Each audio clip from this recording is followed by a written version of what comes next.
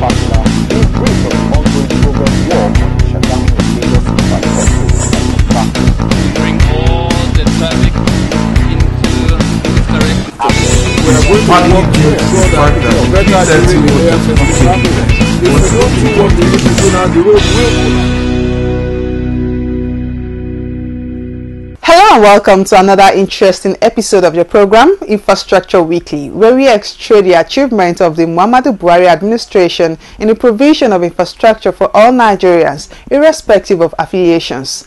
I am your guide on the program, Ajibola Omuchikwa. On the program today, we'll focus mainly on the road sector and what is being done on major roads all over the country. Join us after this break as we delve into the program proper. Stay tuned. Coming together of opportunities. This is what infrastructure is the backbone of development, which explains the Buhari government's effort at bridging the facility gap. Infrastructure Weekly is a television package designed to bring you latest information on hundreds of development projects going on in various sectors all over the nation. There is no state in Nigeria today where you will not see our contractors busy at work. Power generation, rural electrification, road rehabilitations, national housing scheme, construction of roads and rail lines across the country, you name it. We are now able to produce 7,000 megawatt of power. That is no longer debatable. Infrastructure Weekly is Nigerians working together for a better Nigeria. So be better informed to take better informed decisions. Watch Infrastructure Weekly, showing on Channels Television, Thursdays 2:30 p.m., NTA Network Wednesdays 5 p.m., and QTV News Fridays at 8 p.m. Infrastructure Weekly, making development known. We take off today from the long-planned Bodo-Boni Bridge and road project, which had long been on the drawboard but never properly taken up due to lack of funding and abandonment by successive administrations. The bridge road project, which is now home, was visited by the Minister of State 1, Power Works and Housing, Mustafa Babashiori, who promised that the federal government will do everything within its powers to ensure the completion of the projects. He also said the government is glad that the beginning of the project has led to the creation of jobs and employment opportunities for all categories of workers and artisans in the construction industry. Come along.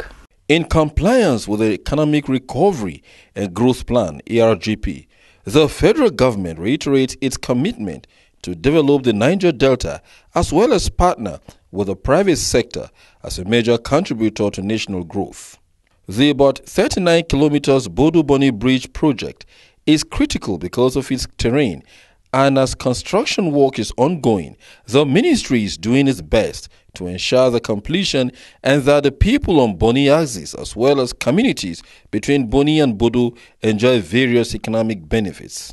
The project is jointly funded by the federal government with a commitment of 60.6 billion naira for the project, while NLNJ will provide the remaining 60 billion naira to ensure successful completion of the project within time. Look at the rate or the speed at which the construction is going, and all things being equal, because the ponds are there already. By next year, I think that's 2019. No, by the next 2 years, I think they'll be through with this project. So we make sure that every material we use on site is of standard. So that's what we do here. So you can see we are doing a pipe cap for Aziz 30. So, and they have the lab session to make sure that every lorry that comes to the site is being tested and confirmed to the specification. So that's what we do here for a while. The federal government calls on communities around the Bodo-Boni Bridge project to cooperate with the contractor to ensure speedy completion of the project and ease the sufferings of residents in the area. The Minister of State for Power, Works and Housing, however, expresses satisfaction with the quality and pace of work by the contractor handling the project. I will also call on all of us as Nigerians, because we will all use this road. We all need it. It is for us. There should be that brotherly understanding within us. That is meant for us. Nobody from somewhere that will come and use the roads. Definitely it helps a lot, financially and other way around. a nice work. Definitely. Every some human being must do something good when you have something doing. It helps a lot, that's what I'm saying. It's a service to my country. I'm passionate about it. That's what I can say for now. Does it help you personally? Yes, it helped me personally because I earn a living from it, hoping that condition will improve. It will be recalled that the Bodo Boni Bridge project was conceived since 1971. Therefore, as the federal government led by President Muhammadu Buhari is working to resolve all compensation issues to enable the contractor equally start up work from Boni axis, the community must urgently cooperate with the government in order to enjoy the economic benefit that comes with better infrastructure. This is a project believed by Nigerians, led by the federal government of the All Progressives Congress and the patriot, President Muhammadu Buhari, who believes that Nigeria cannot exit poverty without the requisite infrastructure deployment. The federal government said infrastructure development will continue swiftly and will also take adequate care of compensation for those who may lose their property due to road construction or any other type of infrastructure being put in place in such location. Minister of State 1 Power Works and Housing, Mustapha Babashiri, made this known while inspecting the 33.5 kilometers Yenegua-Kolo Otuoke Road project in Bayelsa State. The minister disclosed that the federal government will continue to put in place world-class infrastructure for all Nigerians that will stand the test of time. Let's take a listen to the visits. Since inception 3 years ago, the present administration has continued to undertake quality road construction and rehabilitation projects across the country. This commitment is obvious as contractors are now fully back to sites, with attendant effects on rejuvenating the economy and fostering human capital development. The Minister of State for Power Works and Housing, Mustapha Sheuri, during an inspection tour of ongoing federal government projects in Bayelsa State, expressed his satisfaction over the good and quality job being done on road projects in the South-South region. The good news is contractor is on site. They are working. And you have heard what the controller of works said there. Originally, I think the design, the road was designed without pollens and even drainage. So I think this time around, drainage and the pollens are all there. The road has been expanded from 4 to 8. And I think by the time they are through, it will be a very wonderful, road to ride on. Sheuri notes that in tackling infrastructural deficits across the country, there is need for alternative source of funding beside the usual annual budgetary allocations, adding that government is already using the Sukuk funding source and private-public partnership to bridge infrastructural deficits in the country. There are 3 critical roads to the government. The East-West Road is 1. Lagos, Ibadan, Abuja is 2. Then Port Harcourt, is it Enugu? Yes, Enugu to Abuja is the 3rd. The government is looking at various options to source fund for this road. We all know it's capital intensive, and I don't think the government has the funds now to do all the 3 roads at once. But at the same time, government is thinking outside the box to see how funds can be raised and see this roads put into use. As contractors complain that the payment of compensation is delaying work on the various project sites in Bayelsa State, the minister calls on owners of property affected by road construction to show understanding and allow contractors to work. He pledges the readiness of the federal government to ensure that the compensations are paid, adding that the ministry is in the process of enumeration. The problem, I think, around this part of the country with regards to compensation is very huge. But I think the ministry is not sleeping, and I get in touch with the director in charge, and he explained that they are working on the compensation because already the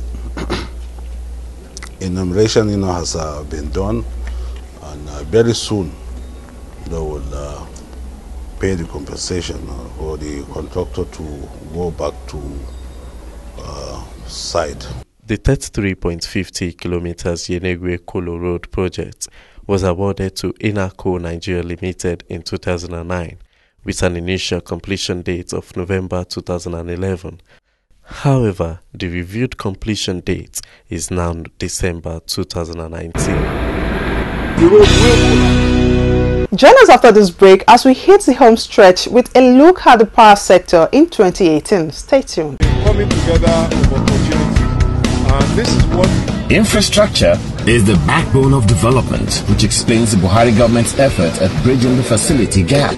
Infrastructure Weekly is a television package designed to bring you latest information on hundreds of development projects going on in various sectors all over the nation. there is no state in Nigeria today where you will not see our contractors busy at work. Power generation, rural electrification, road rehabilitations, national housing scheme, construction of roads and rail lines across the country, you name it. We are now able to produce 7,000 megawatt of power. That is no longer debatable.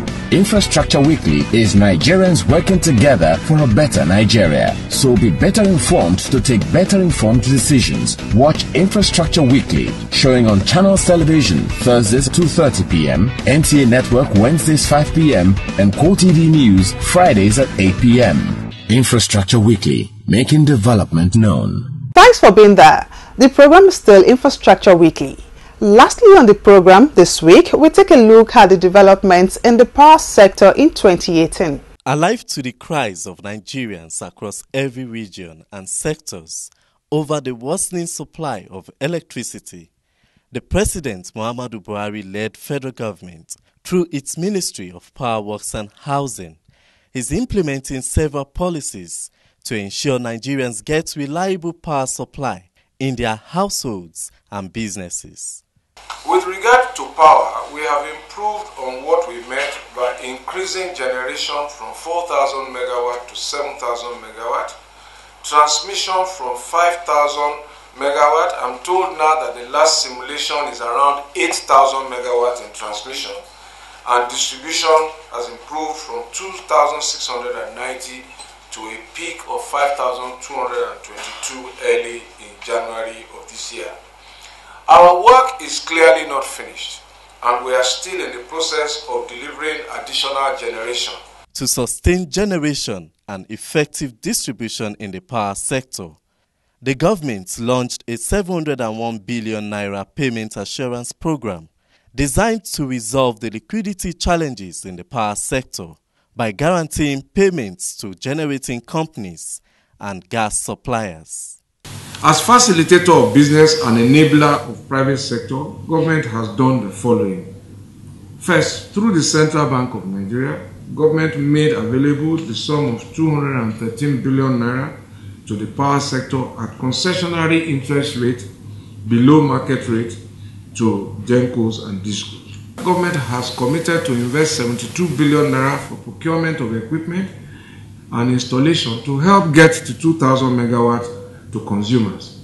And this process has been advertised with encouraging responses from original equipment manufacturers which are being evaluated.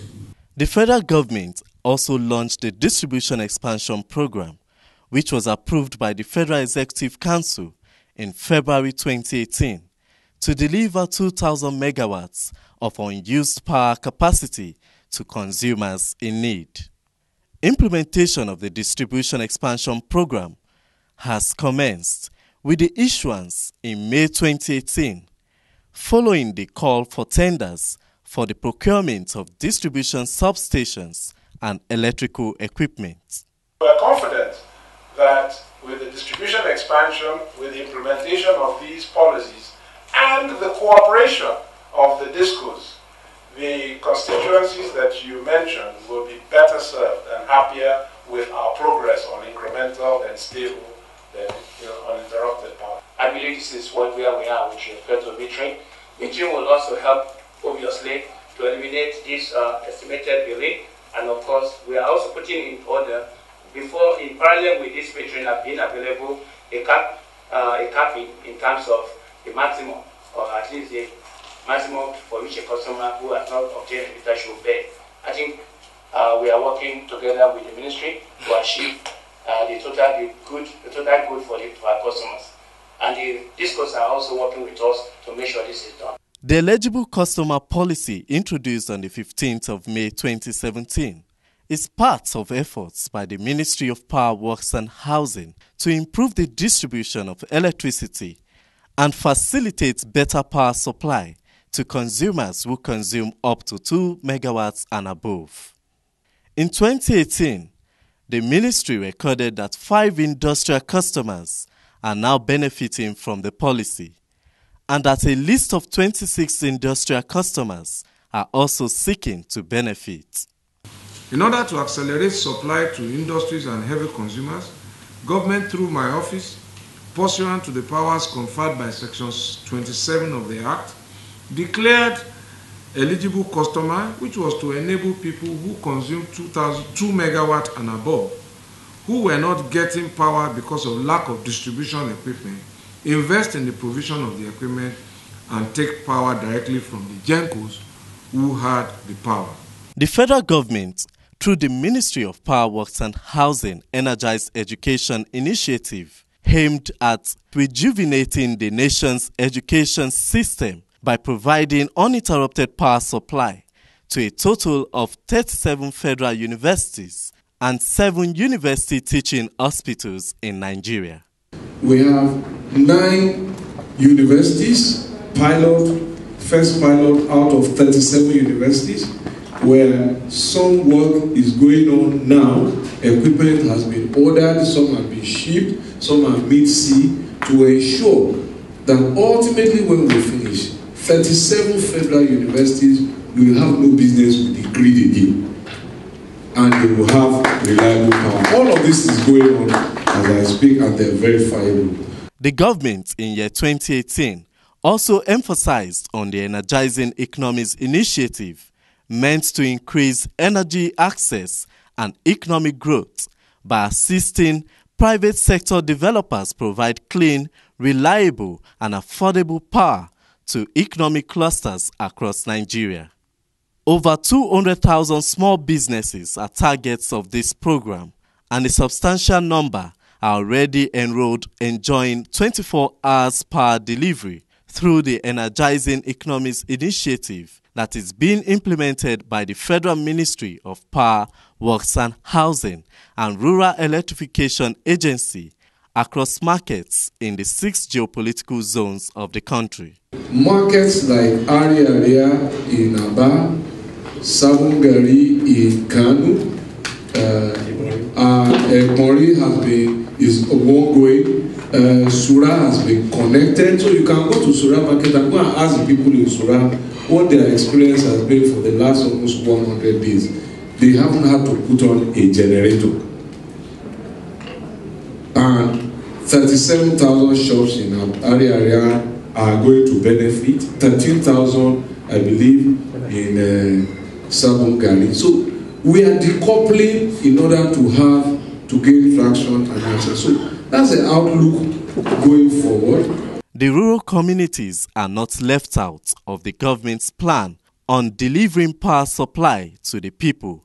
Hence, the implementation of the Strategic Rural Electrification Plan, meant to provide access to reliable electric power supply for rural dwellers, irrespective of where they live and what they do. This is already yielding results. The people of Gora community in Karu local government area of Nasarawa State testified to this during a courtesy visit at the Ministry of Power, Works and Housing. They explained that the solar power systems installed in their villages by these governments de-isolated them from darkness. Rural communities like you, farming communities like you, are the most critical pillars of the diversification of the Nigerian economy. They are the treasure stores of nutrition, food. They are the treasure house of building materials, quarries, mining pits, granite pits. And so our attention is particularly focused on rural communities under the direction of the president. What is good for the people in the cities must be good for the people in the rural communities. That is our mandate, and we will deliver it. Number one, education. A sense of equality and bridge of gap between the performance of our children in the villages and the children in the cities are now evidenced as they can now study at night. Our teachers that were living in the cities are now coming to seek for accommodation in the villages, and by doing that, they will give more attention to our children's education. The solar power has increased the study time of our children at home, which has resulted in better performance and better grade.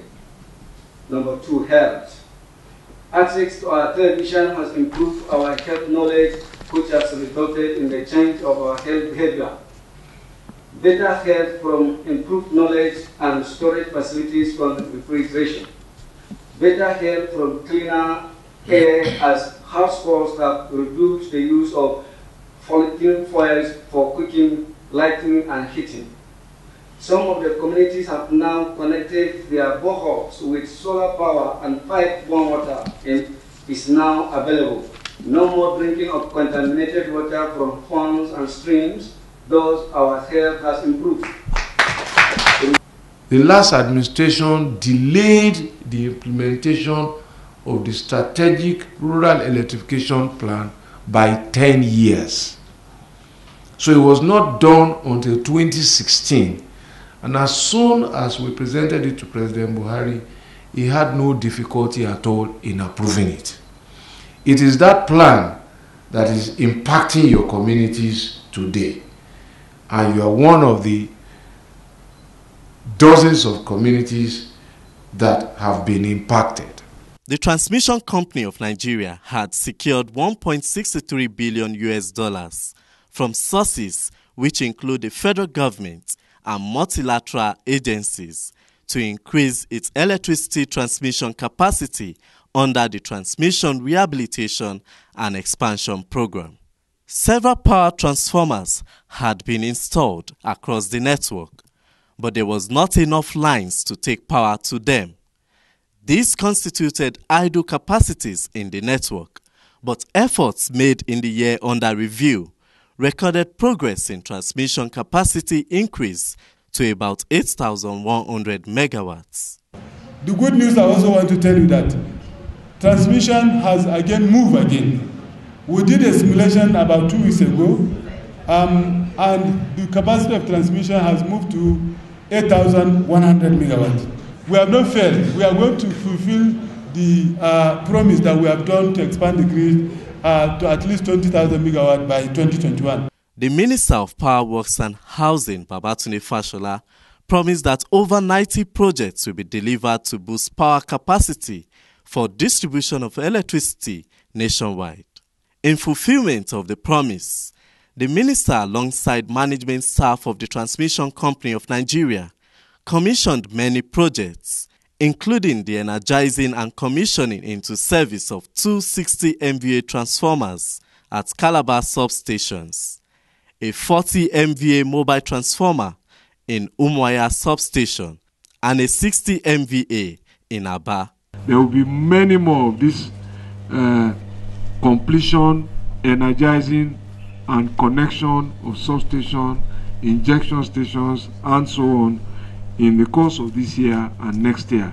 I know that TCN on our own have no less than 90 of these kind of projects in various stages of completion. On critical investment in line and substation, you know we have been tackling it in four ways. One, we are using in-house capacity to install equipment. We use TCN engineers to install those equipment that are in our substation that have not been contracted. Under that arrangement, we have succeeded in installing several equipments and transformers across the country. From about 4,000 megawatts of power managed over the years by successive administrations to over 7,000 megawatts of power generation recorded in 2018, it is indeed a sure deal of progress for the Nigerian people in power supply to homes and business places. Thanks so much for staying tuned. Join us again for another interesting edition of the program next week. Until then, stay safe and continue to obey traffic rules as we enter the new year. Happy New Year to you all. I am Ajibola Honwuchekwa. Bye for now. Bring